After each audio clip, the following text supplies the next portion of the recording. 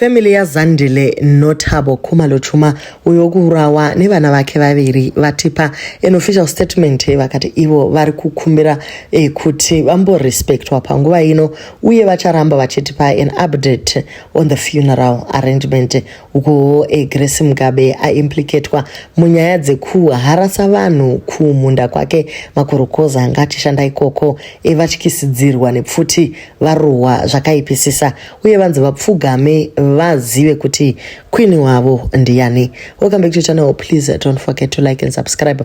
Ingwa inorwadza for UK family, Zimbabwe family at large. Musure mekutarisana nehunhu hwemurume anonzi Ndodana Chuma kuita chiitiko chinorwadza zvakadai, but family yati iyo official family statement.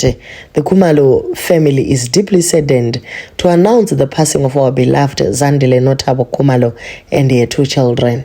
We are grateful for the outpouring of love, prayers and support during this devastating time. As the circumstances surrounding their passing remain under official investigation, we are unable to comment further at present. We are also awaiting guidance from the relevant authorities before confirming funeral and memorial arrangements. To ensure that accurate information is shared, the family has designated the following spokespersons: Bongi Khumalo Mungoni and Garuk Zimbabwe, Jabu Ncube uye Thembi Magonya Ncube ndo vanhu vacharamba vachitipa information tichende ramberi. We respectfully ask that our family's privacy be honored and that unverified information or speculation not be shared. Thank you for your continued prayers, support and understanding. The Khumalo family sekuru wemskana vatombo postawo vakati ndiyo nzira yekufa here naye muzukuru wangu, kufa nenzira inorwadza zvakadai zvakaoma. Besides kuudzwa zvemaspekulation, vamwe vari kungoti guys tichitaura panyaya yedivorce, when you want to leave a controlling or abusive spouse, be very clever, pick a few things for you and your children, go to the council or police station. Do not tell them that you are leaving. We have seen this play out so many times. Please go to a place of safety. It is time of high risk to you and the kids. Personal confrontation is a no. Please be safe out there. If you are in an abusive and controlling relationship, leave as soon as you see the red flags. It will not change. He will not change. It will only become worse. This beautiful mother and the children very weka zvinorwadza zvakanyanya. One will ask kuti Mwari varipiko ma situation akadai, but is there working in silence. Let's keep the faith. Everything happens for a reason. Pambacho ndopaona kuchida kuziva kuti reason yacho ndeyei na Jehovah, but tikazoziva manje aiwaka teta kuda kuva vana Mwari here. Indlela bamdinga ngayo Chuma, he will end up as bulala. Xa uyindoda, emotional health is very important.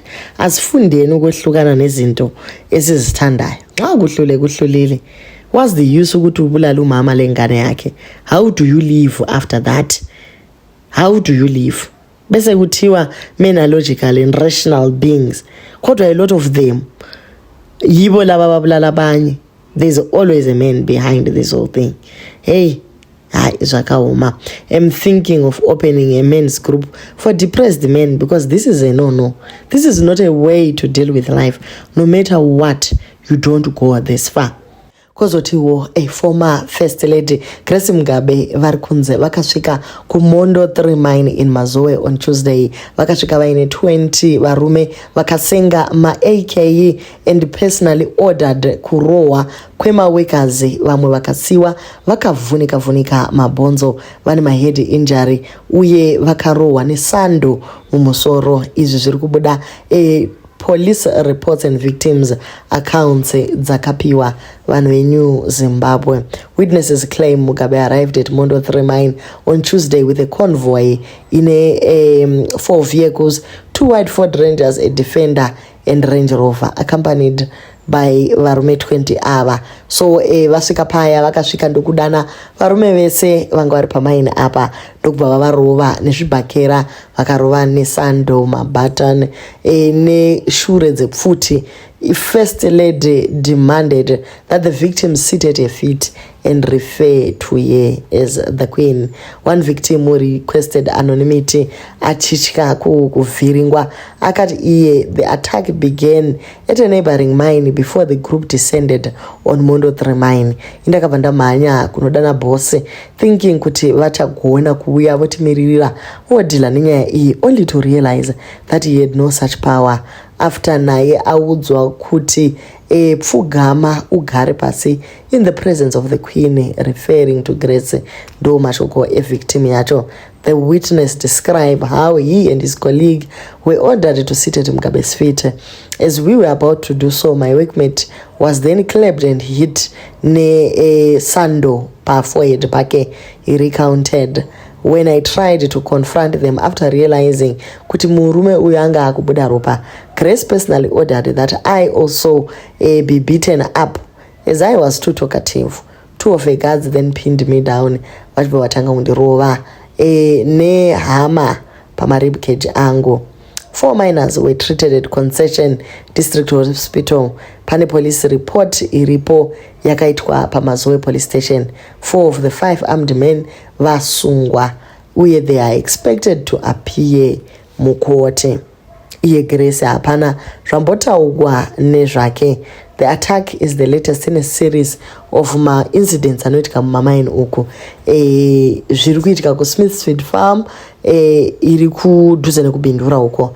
The farm, nearly 3 times the size of Mbare high density suburb, ndo ine chikoro chakare chaamai Mugabe group of schools.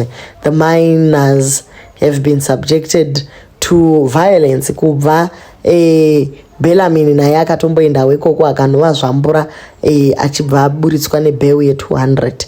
Vanhu vari kushaya kuti ko zviri kufamba sei, mwana anozoita seiko kana amai vake variwo chibaba chekufamba chichirova vanhu kudaro. We are now living in fear. Ndo zviri kutaurwa ne1 miner. Grace is not an ordinary person. Akato-order kuti tiurawe. I do not think anyone was going to do anything to her.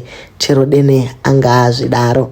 This is not the first time Mai Mugabe has been implicated in violent acts.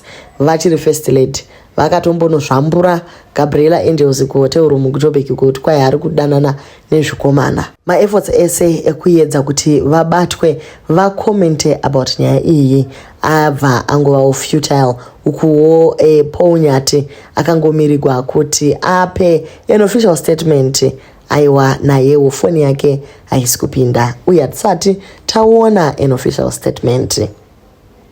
Netizens ari kuti nothing has changed nevanhu ava. That's why vakomana vachitawo izvozvo zvekubholongana nevanhu. Muri vanhu vakaita seiko?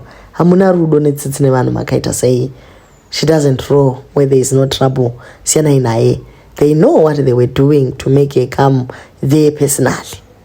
Vari kuitei vanhu ava? Chaita kuti amai vasiye blue roof vaende kunoita zvinhu zvekumadhaka.